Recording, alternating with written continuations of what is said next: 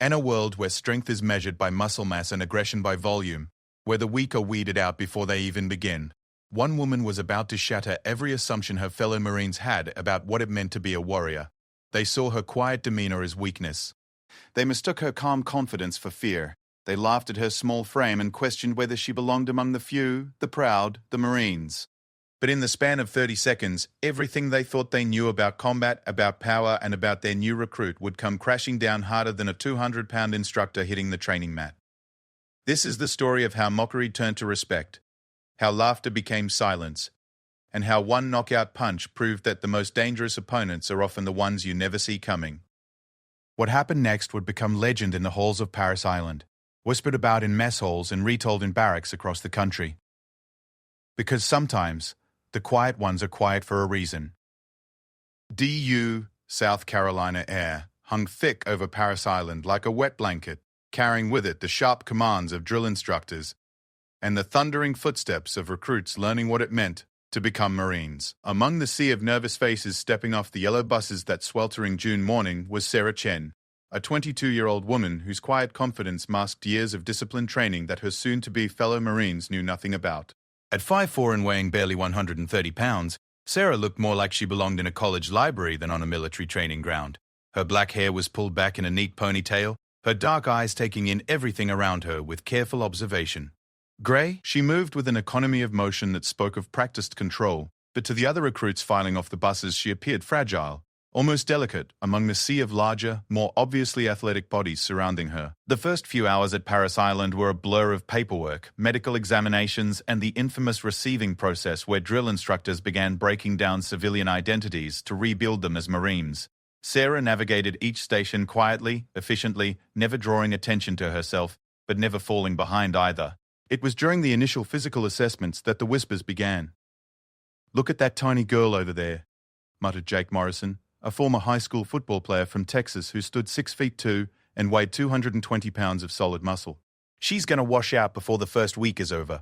His comment drew snickers from several nearby male recruits who had already begun forming the typical alpha male hierarchies that emerge in military training environments.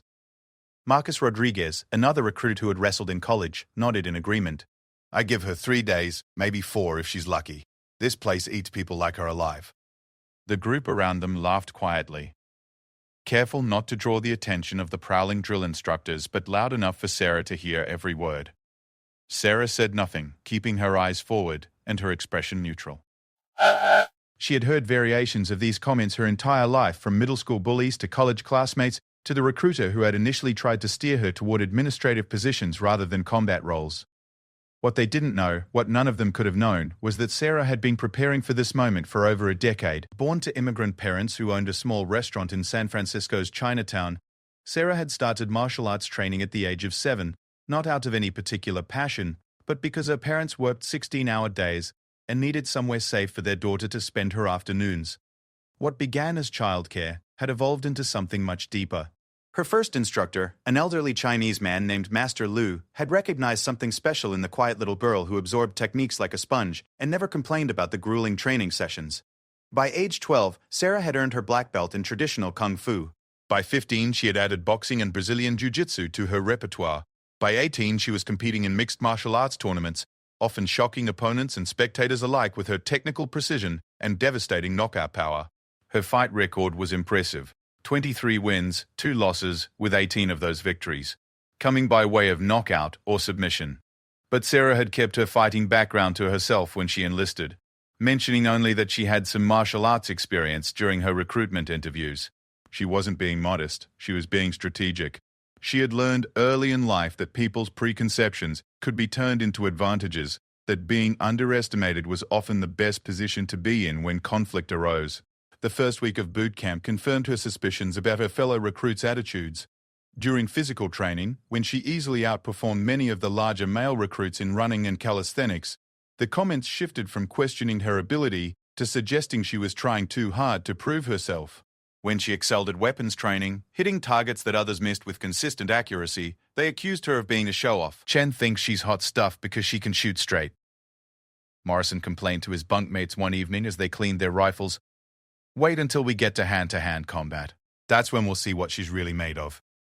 The other recruits nodded in agreement, already anticipating the moment when they believed Sarah's facade would crumble. The irony was not lost on Sarah, who could hear their conversations from her nearby bunk. They were eagerly awaiting the very thing she had been training for her entire life. The one area where her advantages would be most pronounced, but she remained silent, focusing on her equipment maintenance and letting them build their own narrative about what would happen when the time came. Drill Instructor Staff Sergeant William Torres had been watching the dynamics in his platoon with the practiced eye of someone who had seen thousands of recruits pass through Paris Island. A 15-year Marine veteran with deployments to Iraq and Afghanistan, Torres prided himself on being able to read people quickly and accurately. He had noticed the subtle tension surrounding recruit Chen, the way some of the male recruits seemed to dismiss her, while others watched her performance with growing unease. Torres had also noticed things about Chen that the other recruits had missed or chosen to ignore. The way she carried herself suggested someone comfortable with physical confrontation. Her movements during drill and physical training showed a level of body awareness that spoke of serious athletic training. Most tellingly, she never seemed intimidated by the aggressive posturing of the male recruits, meeting their challenges with calm indifference that suggested she knew something they didn't. During the second week of training, the platoon began combat training in earnest. They learned basic fighting stances, how to throw proper punches, and fundamental grappling techniques. For most recruits, this was their first exposure to formal combat training. They approached it with the awkward enthusiasm of beginners, throwing wild punches and stumbling through techniques while their bodies learned movements that felt foreign and unnatural. Sarah participated in these sessions with the same quiet efficiency she brought to everything else, but Torres noticed she was holding back significantly. Her punches were technically perfect, but delivered at half speed. Her defensive movements were too smooth, too instinctive for someone supposedly learning these techniques for the first time. When paired with other recruits for sparring exercises, she allowed them to control the pace and intensity, never revealing the true extent of her capabilities. The other recruits interpreted her restrained performance as confirmation of their beliefs about her limitations. "See, I told you she can't fight," Morrison whispered to Rodriguez during a water break. "She's scared to really mix it up with us. Probably never been in a real fight in her life." His words carried the casual cruelty of someone who had never been truly challenged, who confused size and aggression with actual fighting ability. What Morrison and the others failed to understand was that Sarah was operating under a different set of rules than they were. In her world, the world of competitive fighting, strength was earned through technique, timing, and mental preparation. Size and aggression were factors to be managed and exploited, not intimidating, forces that determined outcomes. She had learned to fight men much larger than herself, men who were specifically trained to hurt her, and she had learned to win. As the days passed, the tension continued to build. The male recruits grew more confident in their assessments of Sarah's fighting ability, while Torres watched with growing interest to see how the situation would ultimately resolve itself. He had seen this pattern before, though rarely with such stark contrast between perception and probable reality. The breaking point came during the third week, during a particularly intense training session focused on defensive techniques. The recruits were practicing escapes from various holds and chokes, taking turns as attackers and defenders. The exercises were designed to be controlled, with specific techniques demonstrated and practiced at moderate intensity to prevent injury. Morrison had been paired with Sarah for the session, and Torres could see the anticipation in the young man's eyes. This was the moment he had been waiting for, the chance to prove his superiority over the recruit he had been dismissing for weeks. As they began the exercise, Morrison's movements became increasingly aggressive, his holds tighter and more forceful than the training called for. "Come on, Chen," Morrison taunted as he applied a rear chokehold with more pressure than necessary. "Show us all that fighting spirit you've been hiding." His comment drew snickers from the watching recruits, who had gathered around to watch what they expected to be a demonstration of their beliefs about Sarah's limitations. Sarah remained calm, her breathing steady despite the increasing pressure of Morrison's hold.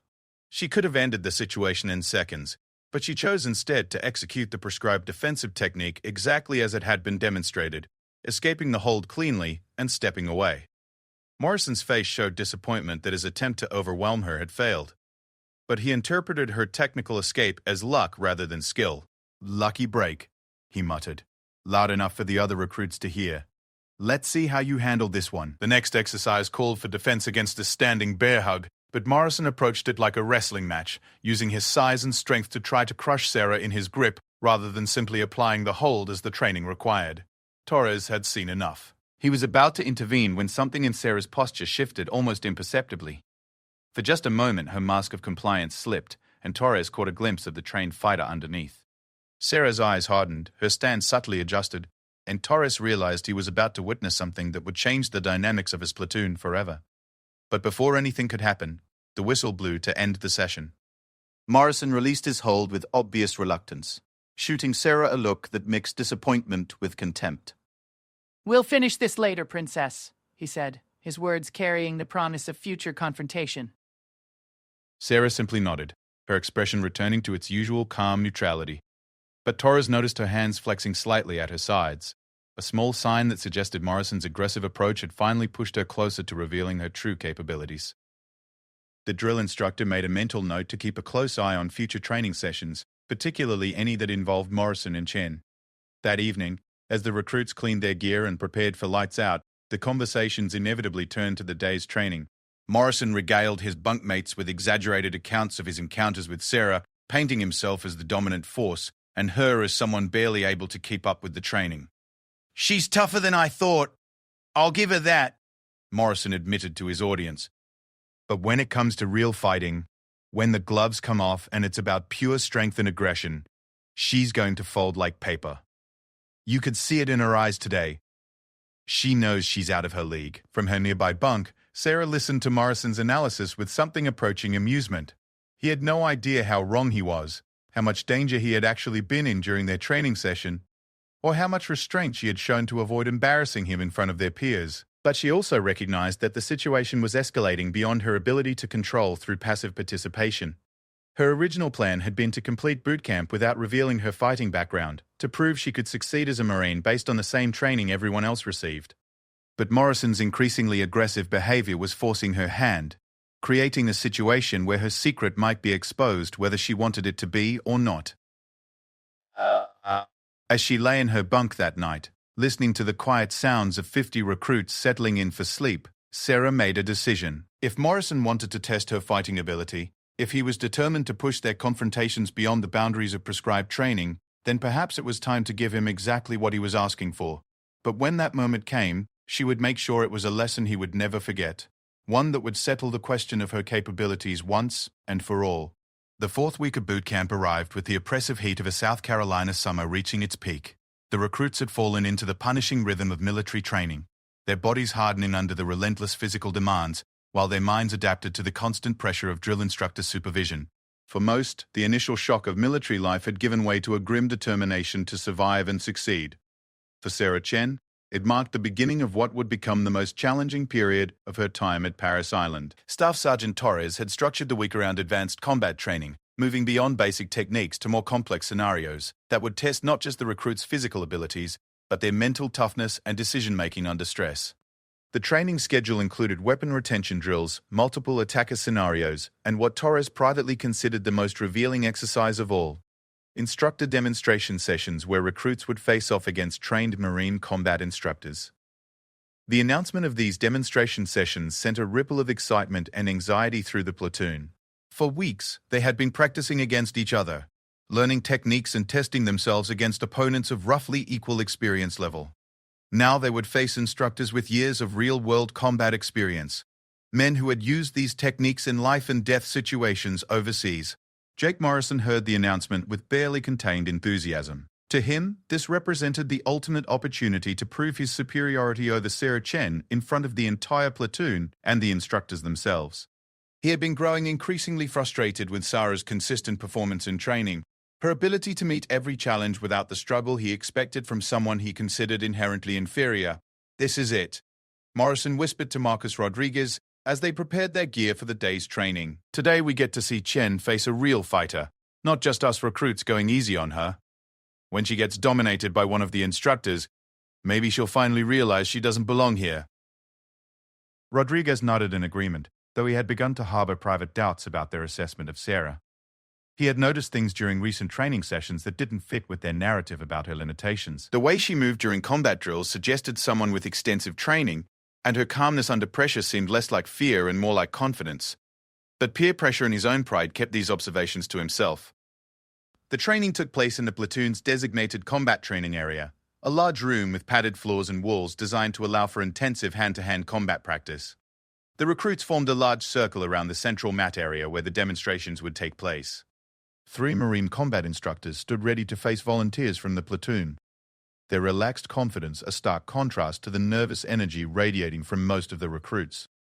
Staff Sergeant Torres addressed the platoon with his usual commanding presence. Today you're going to experience what it's like to face an opponent with real combat experience. These instructors have used these techniques in Iraq, Afghanistan, and other theaters where failure meant death. Your job is to apply what you've learned and see how it holds up against the real thing. The first instructor stepped forward, a muscular black man in his 30s named Sergeant First Class Marcus Washington. Standing 6 feet tall and weighing 200 pounds of solid muscle, Washington carried himself with the easy confidence of someone who had never met a physical challenge he couldn't overcome. His arms bore the scars of multiple deployments, and his eyes held the hard edge of someone who had seen combat up close. "Who wants to volunteer first?" Torres asked, scanning the circle of recruits. Several hands shot up immediately, including Morrison's. Torres selected a recruit named David Park, a former college wrestler who had performed well in previous training sessions. The bout was brief and decisive. Park approached the encounter with typical wrestling aggression, attempting to take Washington down with a double-leg takedown. Washington sprawled expertly, reversed the position, and had Park in a rear-naked choke within 15 seconds. The speed and efficiency of the demonstration sent a clear message to the watching recruits about the gap between their current skill level and that of a trained combat veteran. 3 more recruits faced Washington with similar results. Each brought their own background and approach to the encounter. A former football player tried to use size and strength, a track athlete relied on speed and agility, and a boxing enthusiast attempted to keep the fight standing. All found themselves controlled and submitted within 30 seconds, their techniques neutralized by Washington's superior experience and skill. Morrison watched these demonstrations with growing confidence rather than concern. In his mind, the pattern was clear. Washington was defeating the other recruits because they were trying to finesse their way to victory, instead of relying on raw aggression and power. When his turn came, Morrison believed, he would simply overwhelm the instructor with superior size and athleticism. "I'll go next," Morrison announced, stepping forward before Torres could call for volunteers. His swagger drew nods of approval from his supporters among the recruits, who had been waiting to see their unofficial leader prove his dominance. Washington studied Morrison as he approached the mat, taking in the young man's size and obvious confidence. "What's your background, recruit?" Washington asked, following the standard protocol for these demonstrations. "High school football, sir. 4 years varsity, all-state linebacker my senior year," Morrison replied, his chest swelling with pride. "I know how to hit people." Washington nodded, having heard similar introductions countless times over his years as an instructor. "Football's good training for aggression and conditioning. Let's see how it translates to individual combat." He settled into a relaxed fighting stance, his hands loose at his sides but his body coiled and ready.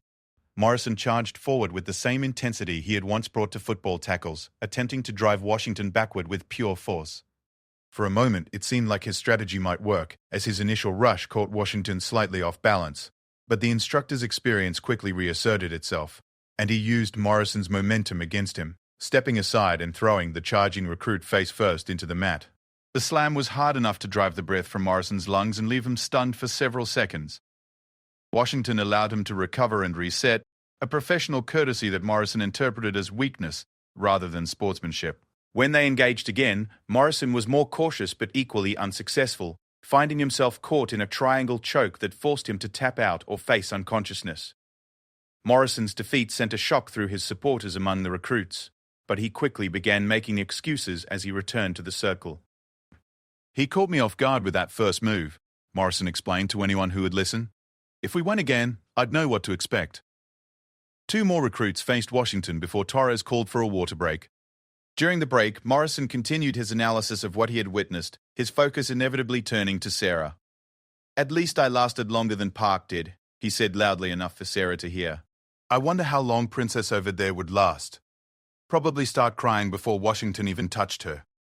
Sarah remained silent during Morrison's commentary, but several other recruits had begun to watch her reactions with growing curiosity.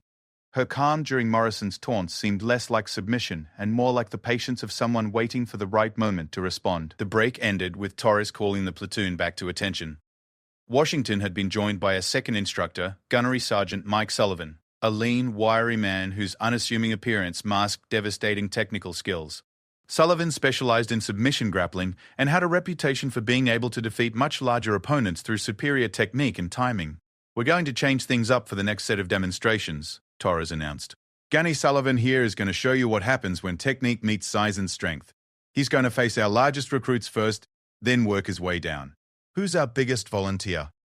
Morrison's hand shot up immediately, eager to redeem himself after his defeat by Washington. At 6'2" and 220 pounds, he was indeed among the largest recruits in the platoon, and he saw this as an opportunity to prove that his loss to Washington had been a fluke. Sullivan studied Morrison with the analytical eye of someone who had spent years figuring out how to defeat larger opponents. "What do you think your advantages are in this matchup, recruit?" Sullivan asked.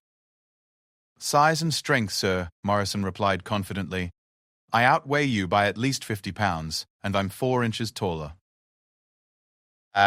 Those are definitely factors.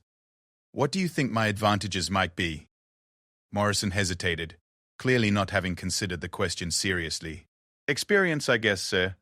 "Experience, technique, and understanding of leverage and timing," Sullivan corrected. "Size and strength matter, but they're not everything. Let me show you what I mean." The demonstration that followed was a masterclass in technical grappling. Morrison tried to use his size advantage to control Sullivan, but found himself consistently outmaneuvered by the smaller man's superior positioning and technique. Every time Morrison thought he had gained an advantage, Sullivan would shift slightly and reverse the situation. The bout ended with Morrison caught in an armbar that forced him to submit, his size and strength neutralized by Sullivan's technical precision. 3 more large recruits faced Sullivan with similar results, each learning painful lessons about the limitations of relying solely on physical attributes. The pattern was clear and humbling.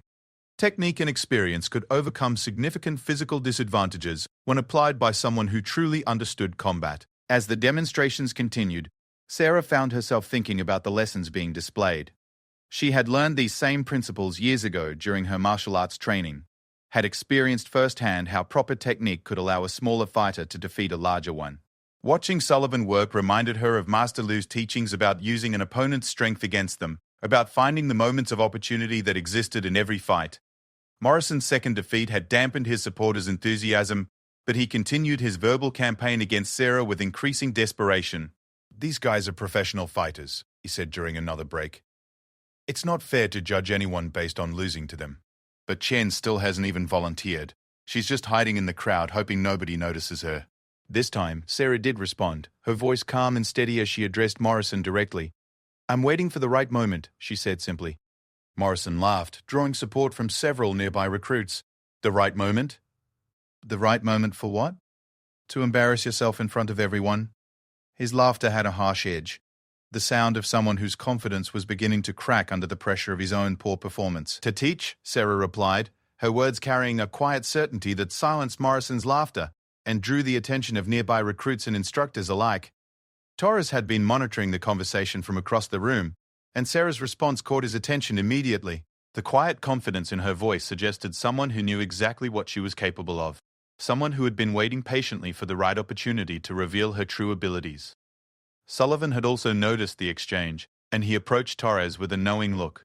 "That recruit over there, Chen, she's been watching these demonstrations differently than the others," Sullivan observed. "She's studying technique, not just watching the action. My guess is she's got some serious training in her background." Torres nodded, his own suspicions confirmed by Sullivan's professional assessment. "She's been holding back since day one. Today might be the day we find out what she's really capable of." The final phase of the demonstrations was about to begin, and Torres made a decision that would change everything. Instead of calling for more volunteers, he would select the participants himself, and his first selection would be the recruit who had been quietly watching and waiting for her moment to shine. "Chen," Torres called out, his voice cutting through the ambient noise of the training area. "You're up next." The announcement sent a ripple of anticipation through the watching recruits. Morrison's face lit up with savage satisfaction, believing he was about to witness the humiliation he had been predicting for weeks. The other recruits leaned forward with a mixture of curiosity and expectation, eager to see how the quiet woman among them would handle facing a trained combat instructor. Sarah stepped forward with the same calm confidence she had displayed throughout boot camp, but now there was something different in her movement, a subtle change in her posture that suggested the mask was finally coming off. For the first time since arriving at Paris Island, she looked like someone preparing for combat, rather than simply enduring training. Sullivan watched her approach with professional interest, noting the controlled way she moved and the relaxed confidence in her stance. "What's your background, recruit?" he asked, following the standard protocol.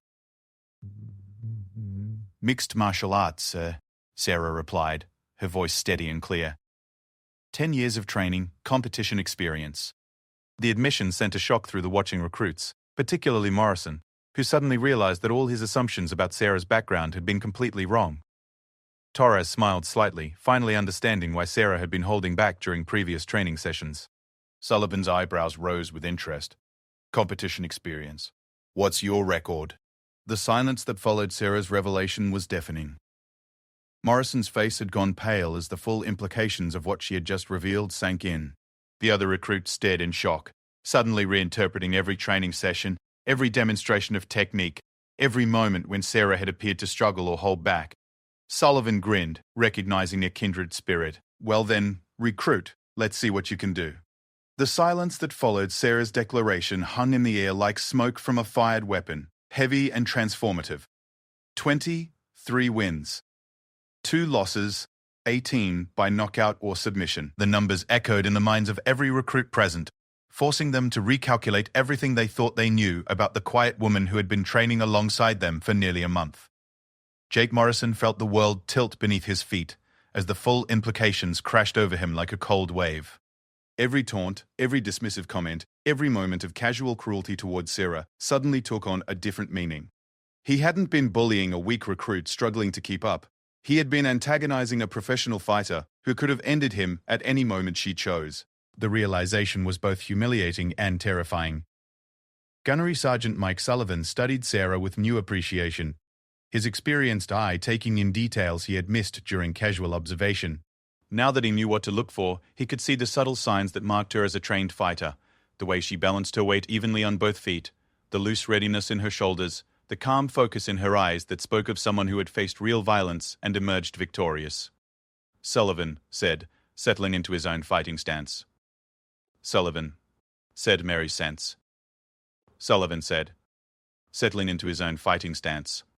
"What disciplines? And don't say a little bit of everything, because I can already tell you're more specialized than that." Sarah allowed herself a small smile, the first genuine expression of confidence she had shown since arriving at Paris Island. Primary base in traditional Kung Fu, but cross-trained in boxing, Brazilian Jiu-Jitsu, and Muay Thai. "I competed primarily in the women's flyweight division, but took fights up to bantamweight when the money was right." Sullivan nodded with professional respect.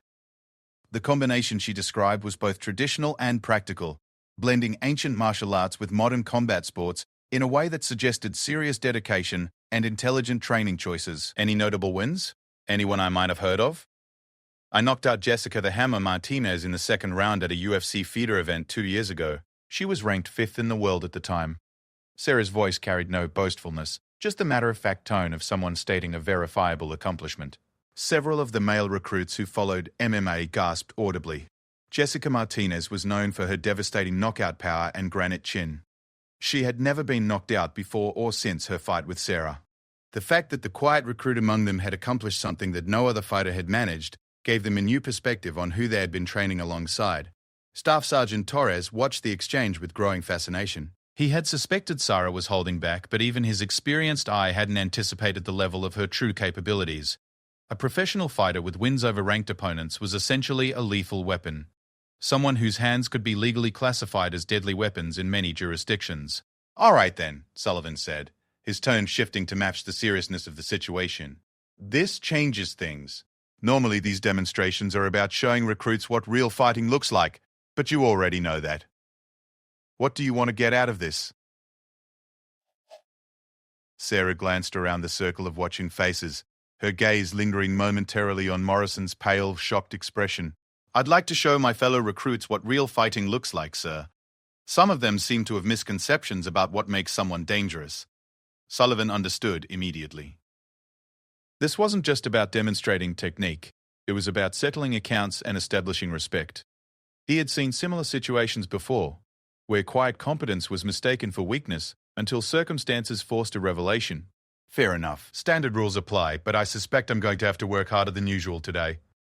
The two fighters touched gloves in the center of the mat, a gesture of mutual respect that contrasted sharply with the aggressive posturing that had marked the previous demonstrations. Sullivan had faced professional fighters before during his own competitive career, but it had been several years since he had tested himself against someone of Sarah's caliber. They circled each other slowly, each taking the measure of their opponent. Sullivan moved with the controlled aggression of a veteran grappler, looking for opportunities to close distance and initiate his preferred ground fighting. Sarah's movement was more fluid, the footwork of a striker who understood range and timing. Someone comfortable fighting at any distance. Sullivan made the first move, shooting in for a double-leg takedown with the speed and precision of a former college wrestler. It was a technically perfect attempt that would have overwhelmed any of the other recruits, but Sarah was ready for it. She sprawled expertly, her hips driving down and back to prevent Sullivan from completing the takedown, then spun off to the side to create separation. The exchange lasted only seconds, but it told both fighters everything they needed to know about each other. Sullivan realized he was facing someone with elite-level takedown defense, while Sarah confirmed that Sullivan's wrestling credentials were legitimate and dangerous. They reset to standing position, both having gained valuable intelligence about their opponent's capabilities. Morrison watched the opening exchange with growing dread. The technical sophistication displayed by both fighters was far beyond anything he had imagined when he pictured his inevitable confrontation with Sarah. These weren't the wild, sloppy exchanges he was familiar with from bar fights and football field scuffles. This was precise, calculated violence between two people who understood combat at a level he was only beginning to comprehend. Sullivan adjusted his approach, using footwork to cut off angles and force Sarah toward the edge of the mat. He feinted another takedown attempt, then transitioned to a clinch, trying to use his slight size advantage to control the position. Sarah allowed the clinch to happen, but immediately began working for underhooks and head position, demonstrating the kind of close-range grappling skills that separated professional fighters from amateurs. The clinch work was where Sarah's traditional kung fu background began to show. While Sullivan relied on conventional wrestling techniques, Sarah used subtle shifts in weight and leverage that came from years of practicing close-range combat forms. She broke the clinch with a perfectly timed knee strike that grazed Sullivan's ribs, not hard enough to cause injury in a training environment, but delivered with enough precision to demonstrate its potential effectiveness. Sullivan grinned as he stepped back, genuinely enjoying the challenge of facing a skilled opponent. Nice technique. Your traditional training is showing. He reset his stance, this time approaching with more caution and respect for Sarah's striking ability. Sarah responded by taking the initiative for the first time, moving forward with a combination of punches that showcased her boxing training.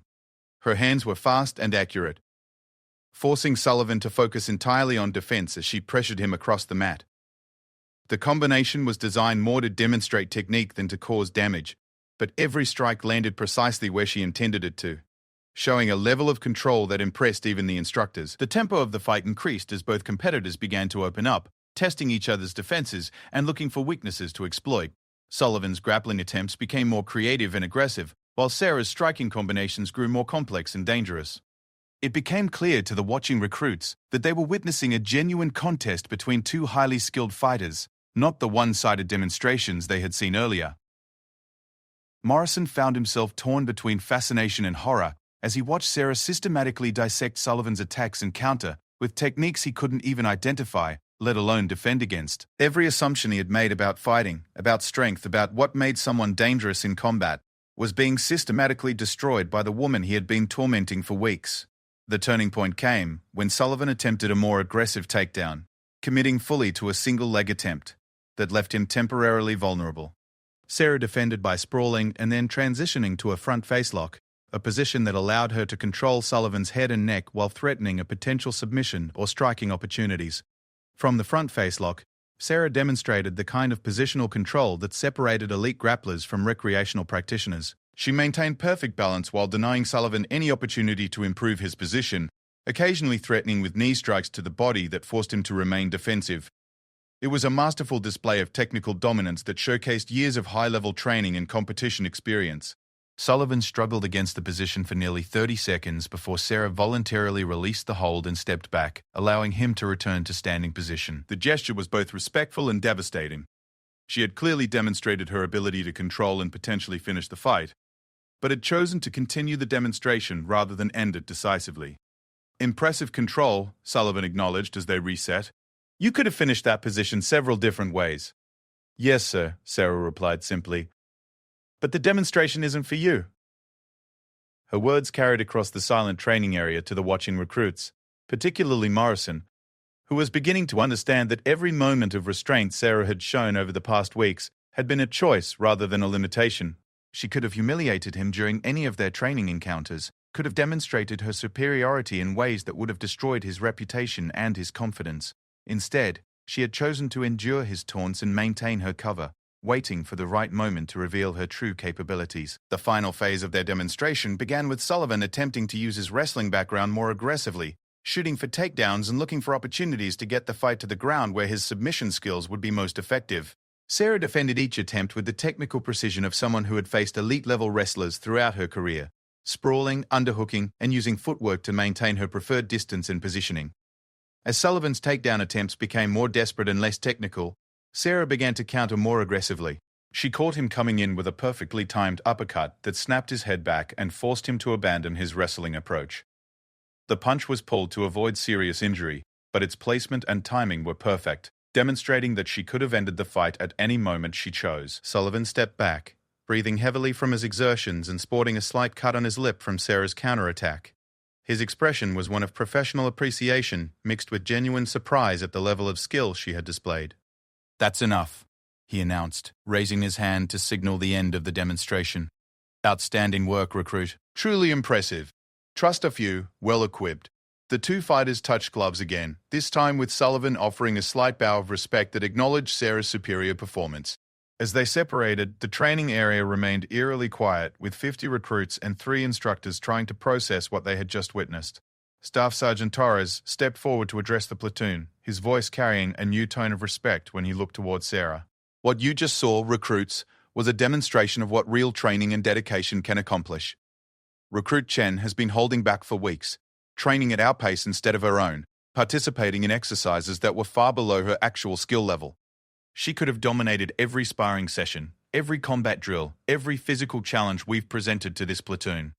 Torres paused to let his words sink in before continuing. "The question you need to ask yourselves is why she chose not to. Why did she allow some of you to believe you were stronger, faster, better fighters than she was? Why did she endure your comments and attitudes without demonstrating what she was truly capable of?" The answer to Torres's question hung in the air unspoken, but every recruit in the circle understood it. Sarah had shown more discipline and professionalism in her restraint than any of them had shown in their eagerness to prove themselves. She had demonstrated the kind of quiet confidence that came from having nothing left to prove to anyone. Morrison finally found his voice, though it came out as barely more than a whisper. "Why didn't you say anything? All this time, why didn't you tell us?" Sarah looked at him directly for the first time since the demonstration had ended, her expression neutral but not unkind. "Because it doesn't matter," she said simply. "My fighting background doesn't make me a better Marine than any of you. It's just one tool in the toolbox, one set of skills among many that we'll all need to develop." Her answer demonstrated a level of maturity and perspective that shamed Morrison's previous behavior while offering him a path toward redemption. She wasn't gloating over her superior abilities or demanding apologies for the treatment she had received. Instead, she was offering to move forward as equals, to focus on their shared goal of becoming Marines rather than dwelling on past misconceptions. Sullivan approached Sarah as the platoon began to disperse for evening chow. "That was some of the best technical work I've seen in years," he said quietly. "Have you thought about continuing to compete after your service commitment?" "I'm done with fighting for sport. I want to fight for something that matters now, something bigger than myself." Her words carried the conviction of someone who had found her true calling, who understood that her skills could serve a purpose beyond personal achievement or financial gain. As the recruits filed out of the training area, the conversations were markedly different from those that had followed previous training sessions. Instead of boastful accounts of their own performances or dismissive comments about others' efforts, they spoke in hushed, respectful tones about what they had witnessed. The hierarchy that had existed among them for weeks had been completely reshuffled, not through aggression or intimidation, but through a demonstration of skills so complete that it left no room for argument or denial. Morrison found himself walking alone, his usual crowd of supporters having dispersed to process their own reactions to the day's revelations. For weeks he had been the alpha male of the group, the one others looked to for leadership and validation. Now he understood that he had been nothing more than a loud, ignorant bully in the presence of someone who could have destroyed him without effort. That evening, as the platoon prepared for lights out, Morrison approached Sarah's bunk with obvious nervousness. She was cleaning her rifle with the same methodical precision she brought to every task, and she looked up as he approached. "I owe you an apology," Morrison said quietly, his usual swagger completely absent. "I was way out of line with the things I said and did. You could have shut me down at any time and you chose not to. I don't understand why, but I'm grateful for it." Sarah set down her rifle and looked at Morrison directly. "Everyone deserves a chance to grow and learn. We're all here for the same reason, to become better than we were when we arrived. Your mistakes over the past weeks don't define who you have to be going forward." Her response offered Morrison something he hadn't expected: forgiveness and a path toward redemption. She wasn't interested in humiliating him further or establishing her dominance through force. Instead, she was offering to help him become the kind of person and Marine he was capable of being. "If you ever want to learn some real fighting techniques," Sarah offered, "I'd be happy to teach you. But first, you need to understand that the most important part of learning to fight is learning when not to fight." Morrison nodded gratefully, understanding that he was being offered something far more valuable than fighting techniques. He was being offered wisdom, mentorship, and the chance to learn from someone whose skills were matched by her character and judgment. As the platoon settled in for the night, the dynamic that had defined their relationships for weeks had fundamentally changed. Sarah Chen was no longer the quiet recruit whose abilities were questioned and dismissed. She was a professional warrior whose restraint and discipline had taught them more about leadership and character than any demonstration of superior fighting ability could have accomplished alone. The transformation was complete, not just in how others saw Sarah, but in how they saw themselves and their own potential for growth and change. They had learned that strength came in many forms, that true confidence required no validation from others, and that the most dangerous opponents were often the ones who never seemed dangerous at all. In the weeks that followed, Sarah's revelation would reshape the entire culture of their platoon, creating an environment where respect was earned through character and competence, rather than size and aggression. Her example would inspire others to push beyond their perceived limitations and to find strength in discipline rather than dominance. But for now, in the quiet darkness of the recruit barracks, 50 future Marines lay in their bunks with a new understanding of what it meant to be a warrior. They had seen true strength in action, and it looked nothing like what they had expected.